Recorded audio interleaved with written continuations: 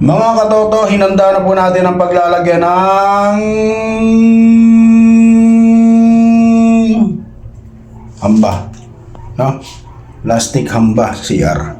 Yan, nilagyan na natin ng alambre para walang kawala. Kabilaan po yan mga katoto, pero bago natin yan nilatagan ng ganyan, nilebel muna natin yan.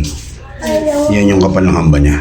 At nilagyan natin ng, siyempre, dapat parehas lang din.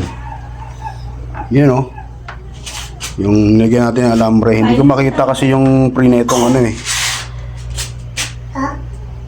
Kabilaan yan mga katoto para walang palag. Yan na nga mga katoto. Naikabit na po natin yung pinto. Pinto. Ayun, naikabit na po natin. Ang nangyari niyan, sa ilalim, may daanan ng tubig. Yun o.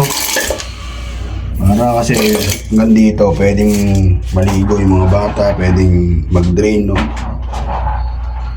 Pasok ang tubig doon. Lulusot dyan.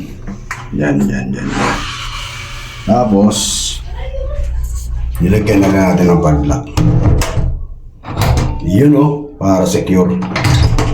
Perfect. Ha?